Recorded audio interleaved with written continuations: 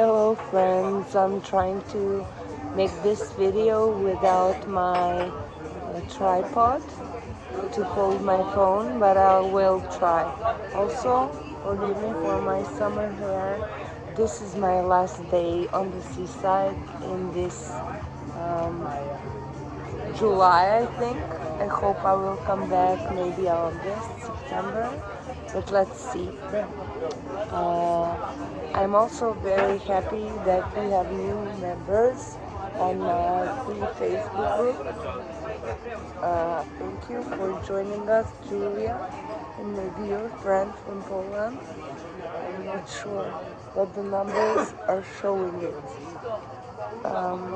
Also, I would like to kindly ask you to join my my YouTube channel, because I want to grow my community there.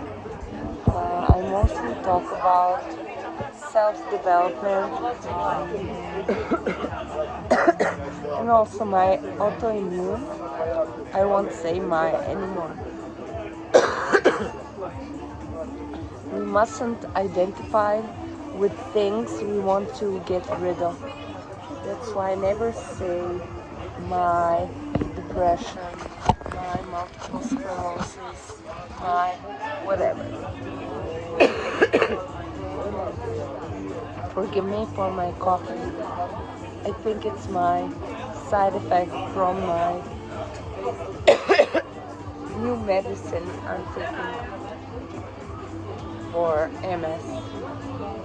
I wanted to talk today about how our biggest teacher in life is planted inside our own heads. And that is our biggest teacher and also our biggest curse. It's our ego. It's our false ego identification. I truly believe that we are all infinite beings going from incarnation to incarnation, and we learn stuff we wanted to learn in this life. So I'm not sure, of course, but that's what I resonate with. Because if not, in my opinion, this life would be too unfair, and it's not possible. Everything is so I'm really sorry. Everything is so perfect in this beautiful world. There is no way this life is a valley of tears. And also I learned that things just happen. We give them positive or negative connotation. And it's so hard. I think human experience in all is really hard and difficult. And also my favorite teacher, one of my favorites, Dolores Cannon, she says only the bravest souls incarnate to come to earth, because this is the plane that's most difficult. It's the plane of contrast. We come here to learn about contrast, to experience pain and happiness and sadness and tastes and feelings we have in our bodies. And it really depends on how our experience basically depends on how we interpret it. We are the ones giving a connotation to everything. Everything just is. It's not good and bad. We decide it is. The other day I met Julia. Hi Julia. And she's so inspiring. I really hope I will have the honor to have a live video with you, maybe. Also, any one of you who wants to join me, talk about your own experience, your own. I don't like the word struggle. I love the word wins. I think I'm not struggling through life. My opinion is that I'm constantly winning. And you know, the most difficult thing is to overcome yourself. And when we incarnate in this world, we misidentify with the false ego. And when I got sick, I was so sick at a point of my life that I couldn't have my eyes open. Everything was spinning. I was super dizzy, and I was forced to close my eyes. And thank God, because I discovered a vast, enormous space inside me. And then I realized, oh my God, when I lost all of my identities, like I wasn't a mother anymore because I couldn't be with my son every day. I wasn't a model anymore because I couldn't walk. I wasn't a singer anymore because I was so sad I couldn't sing anymore. Also, I lost due to my atrophy, my muscle atrophy, I lost the ability to speak or to hold breath and even to talk this much as I'm speaking now. So I gradually lost all of my identities and discovered, wow, even if I don't have them, I'm sorry, I still exist very much. So who am I? Who am I? And I discovered a wonderful book by R.J. Spina, Supercharged Self-Healing, and he cured himself from total paralysis and multiple autoimmune illnesses by, how did he do it? He totally identified himself. He disidentified himself with his body. He was constantly asking himself, who am I? And the answer was, without waiting for his mind, ego identity to answer, well, you're R.J. Spina. He said, I don't know, and I don't care. Who am I don't know, and I don't care. And I really try to do this practice. I heard later that it's actually an ancient practice from yoga. When you totally identify from your body, you just become your true self. Everything that we attach to I am, that's the only truth we are.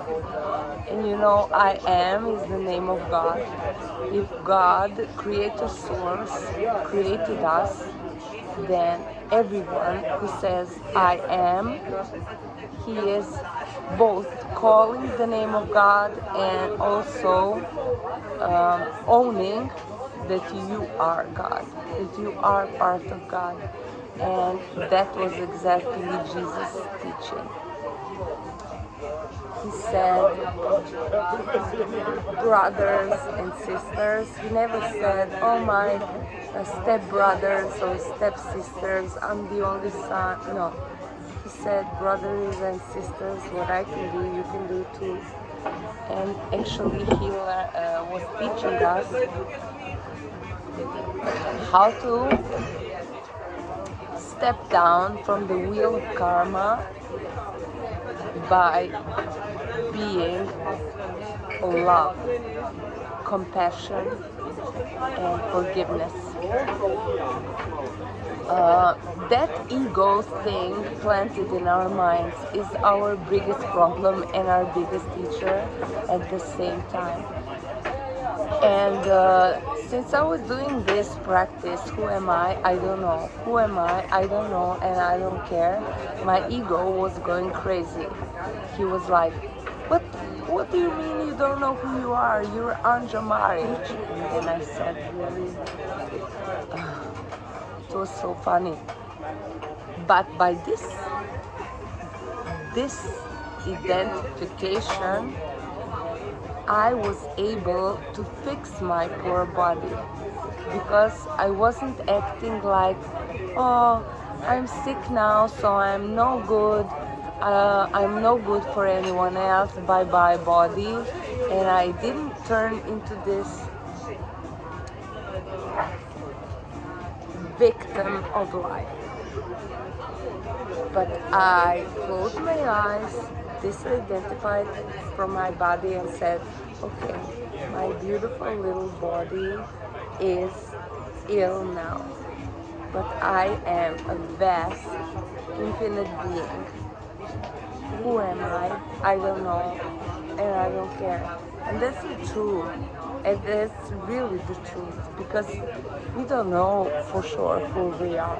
Because we are spirit, and the spirit doesn't have an identification, doesn't have a race or a sex, or doesn't have a nationality, doesn't have parents.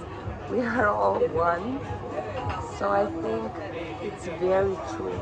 And by this misidentification, this identification, I'm not sure, I am having this channel to practice my English. By this, I was able to help myself. I didn't conclude, oh, now my body is sick, I am not able to walk anymore or talk anymore, so I am no good. That's the workings of an ego. It's like too many people I meet every day, and I met a beautiful woman just now. And she was like, I was telling her, oh my God, I'm admiring you so much. You are so strong. And she said, oh no, I think I'm really not. I'm thinking I'm really no good. At least not good as I think I should be. And that exactly is a narrative of the ego. The ego is constantly comparing yourself with everyone else. The ego is always afraid. The ego is always showing you, look, you can't do this, and look at her, she can, you're no good. The ego, this is the narrative of the ego. And I don't want you to conclude that having an ego is a normal thing. When we incarnate, of course, we identify with this body. But an ego is how do you say, an inspiration. It's an ego should be a servant. An ego is here to protect us, to mind our personal space, to mind our personal boundaries. But when the ego thinks he is our boss, we're fucked. Really. Because the boss should be your higher self, your infinite being. And the ego is the servant. Ego mind is the servant. The heart is the real true leader.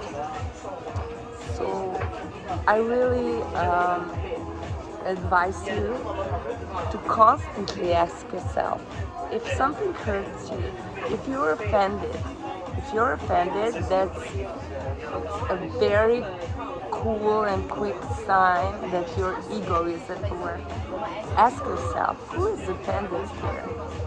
For example, I live with my old father, and he is, men when they're ill and powerless, it's like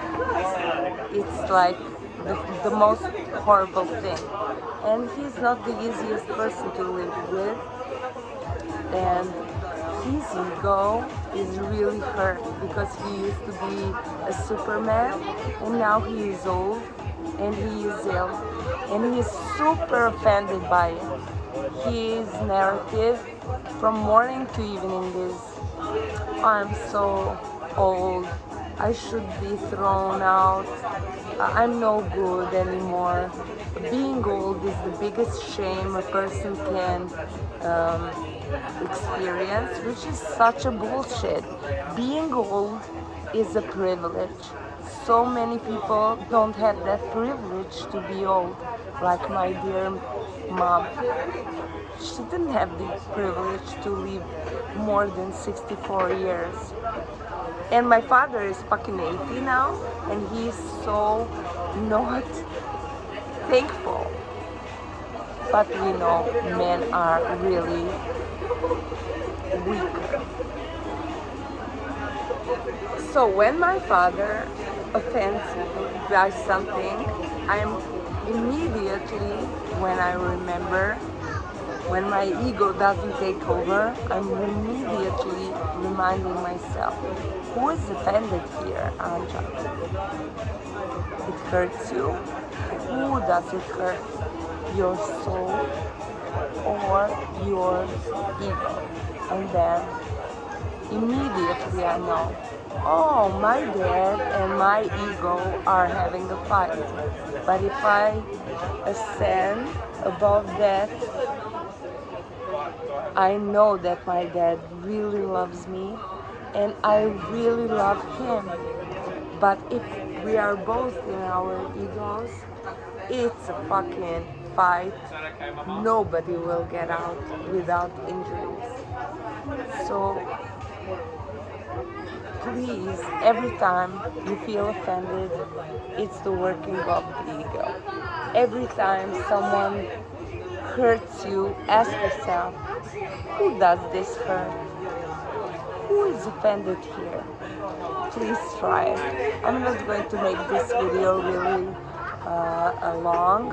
Please subscribe to my channel and please like it so many people can get to it who may benefit from my talk. And thank you for being here.